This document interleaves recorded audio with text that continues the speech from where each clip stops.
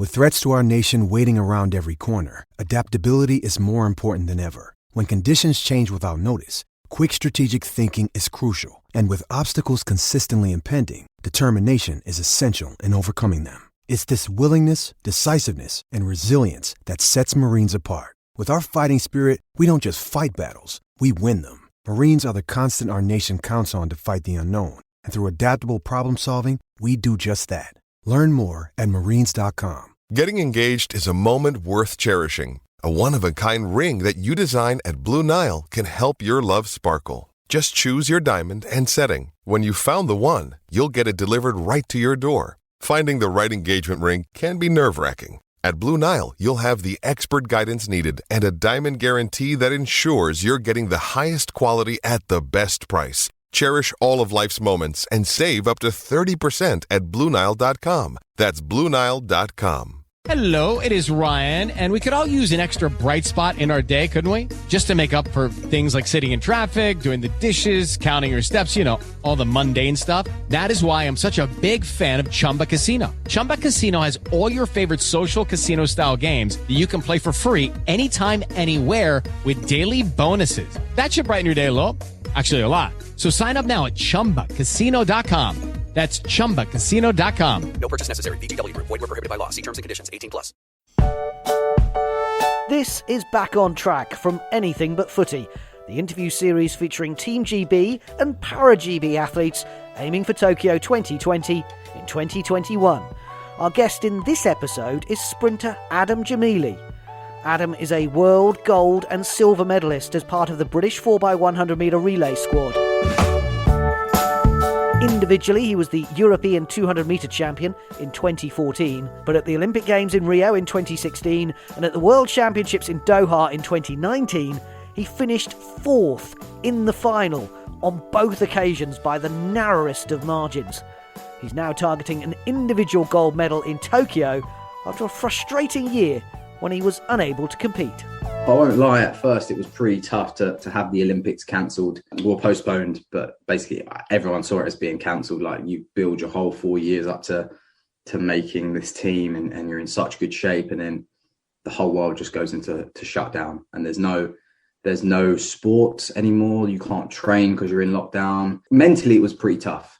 Mentally it took a while for me to sort of come to terms with what had happened, and it took me a good week and a half to really just accept that this summer I won't be competing in Tokyo. And once I did that, I could then set new goals, and goals are so important goal setting is so important for sport and life in general, really. And for me, that was key to then reevaluate my goals and start working towards something new. And now we're in 2021 and the Olympics is going to be, this summer, fingers crossed. I believe it will be, like, from what I've heard and all the information going on, it's definitely going to go ahead, and I'm just going to try and go out there and compete. And I need to be now pushing for the medals, and especially the gold. I'm at an age now where I'm 27. I'm no longer a young athlete with loads of potential. It's now or never, really. So I'm looking forward to the challenge and excited to get going. How mentally do you move on from something that you work so hard? It's more than a job. It's a lifestyle. And suddenly someone is telling you in an email or a phone call, it's not happening this year. How do you, in a week and a half, move on from that? Do you know what? It's so difficult because, like you said, it's not just what you do on the track. You have to live this sport. Everything you do at the track and everything you do off the track at home, your recovery, your sleep, your nutrition, it all plays a big part. And to have your dreams just swiped away from you so quickly, it was mentally really, really challenging. It was really, really challenging. I know a lot of athletes really went into their own shell, and some couldn't sleep. And for myself, I definitely suffered with that problem. But then, like I said, you have to just accept that there's bigger things going on in the world, and people are dying. People were going through some really, really bad situations. So you have to just park your personal feelings and realize we needed to come together and do something to sort of help slow the sort of spread of COVID. So now, like I said, mentally, I've got myself back in the sort of mindset of being a professional athlete and back to being at the top of my game, and excited at the challenge to go and race the best in the world. You've been so close on more than one occasion, as Yeah. you will know better than anyone, of being on that podium. And obviously Doha was so close. So you must have looked at 2020 and thought, this is my time. This can be, if everything goes well, the training, the preparation, this can be the moment when I announce myself. Doha was obviously heartbreaking, and to finish the 200 meters in that sort of sense of basically winning to like 150 and then dying because I ran such a stupid amateur race. Oh my God. Like, I wish I look back at it and think, what, like, you're not 17, 18 years old. I was 20, 25, 26 at the time. I know how to run a 200 meters, and that just wasn't the way, but I was scared. I was running scared, and I'm not scared anymore. I'm so confident, and I know I can be with the best in the world. I can be beating the best in the world. And I just got to work on that last part of my race. And I know if I get it right, there's no reason why I can't walk away with a medal. And like I said, hopefully that'd be gold. I'm always aiming to be the best, always aiming for the gold medal. I think if you're in sport, you have to be. If you're not aiming to be the best, why are we sacrificing so much? Like, we give up so much time. I spend so much time away from my family and my friends. I have to be so strict with my diet and my sleep and everything. Like, and I push my body to the limit. Mentally, I exhaust myself. If I'm not aiming to be the best, what am I sacrificing all of that for? And I think as British athletes as well, and going into the Olympics as Team GB, public expects that from us as well. We're not just there to fill lanes and make other athletes look good. We're there to go and show the world that we're here. Team GB's here. Like, and we did that in London 2017 when it was our home stadium. And for the relay, we were like, nah, doesn't matter. Usain Bolt, Americans, Gatlin, Coleman, doesn't matter. This is our house. You have to come and beat us here. And we went and won the gold there. And I believe we can really push forward and hopefully see a lot of medals from Team GB this summer in Tokyo. You mentioned some of the other names, global names there, with suspensions and retirements and things. The personnel, if you like, is changing. Who do you see as your big rivals on the world stage? And in this country as well, there's a huge cohort of very fast men. Trying to make the team in the UK is pretty tough. Like, there's such a caliber of athletes. If you're not on it, trust me, there's about 6 or 7 athletes that will be on it. So you have to be at your best.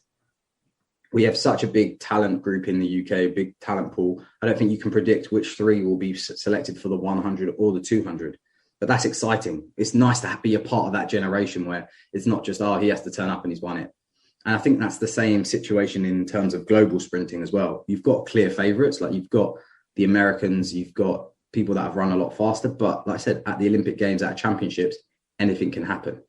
And I just try to work on myself every day. I train in one of the best training groups in the world with some of the fastest men in the world, Trayvon Bromell, Andre de Grasse, Jimmy Vico. When we all line up on a block start, it might as well be an Olympic final because everyone there has got PB under 9 or under 9.9. So it's like, it's ridiculous. So I just push myself every day. And I know if I can start with those guys, I can start with the best in the world. So yeah, it's exciting. This is Back on Track from Anything But Footy, the interview series featuring athletes aiming for Tokyo 2020 in 2021. In this episode, we're speaking to sprinter Adam Gemili. Adam was speaking to us in association with the Nationwide Building Society, backing their Start to Save campaign. Adam's savings came in useful at the start of the global pandemic when he was able to use his money to invest in his athletics career. It meant for me, when we went into lockdown, I could invest in a home gym so I could keep training because I had savings put aside for that, which is so important. And like I said, we don't know where we're going to be. No one would have predicted this whole pandemic, and there was no Olympic Games or anything like that. So yeah, it's so key for the nation to really start saving, and anything they can, please do. And like I said, there was no competition last year, so there was no way for athletes to earn really any money. There was no races. There was no sort of ways to get any new sponsors. So that sort of saving and have that eye to the future, because sport, like I said, it's a short career.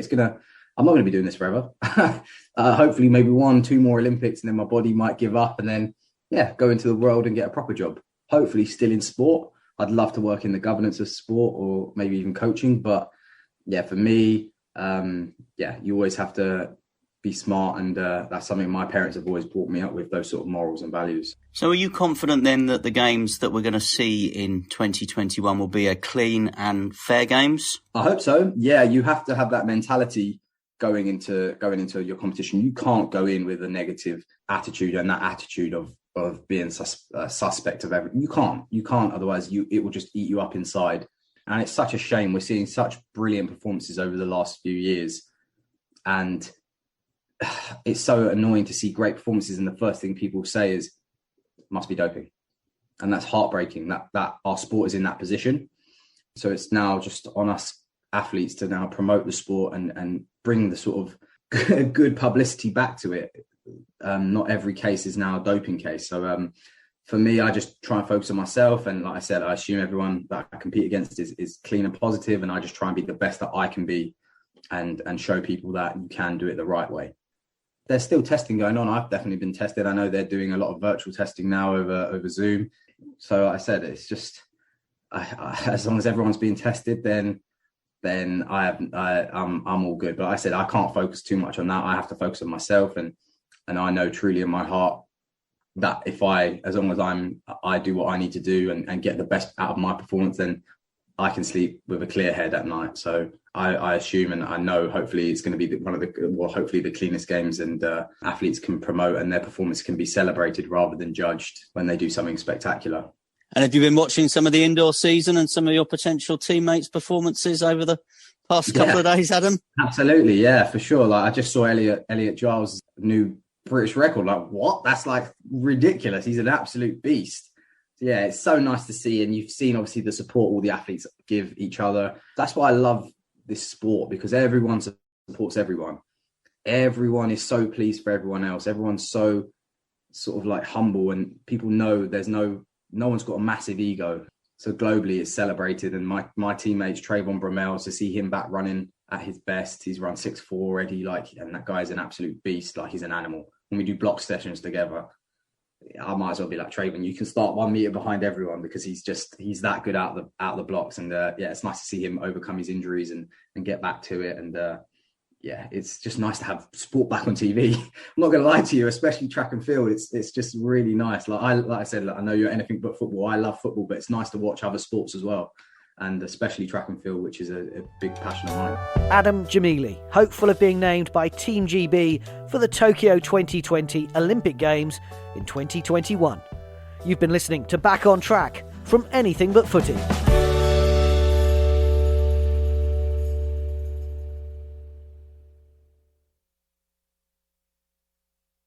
Sports Social Podcast Network. Jake Knapp is the inventor of the design sprint and the New York Times bestselling author of the book Sprint. He's also the co-founder of Character, a venture fund for early stage startups. How and why did you start using Miro? I came from this position of thinking, I don't want to be doing stuff online, to thinking now when I do a sprint in person with a company, it's like, we're going to use Miro, even though we're all in the same room, because that's a better way for us to get this work done. As an investor, we're basically investing in their ability to solve problems. We're saying, we think this group of people is going to be able to solve a problem in a really great way and create value by doing it. And actually, you need to give people the tools that can help them make decisions, help them collaborate, help them visualize and see things in a different way. And Miro does all those things. So to me, at least as an investor, I'm thinking, give the team the tools that are going to help them think, that are going to make the most, brighten their skills as smart folks. And Miro is at the top of that list for me.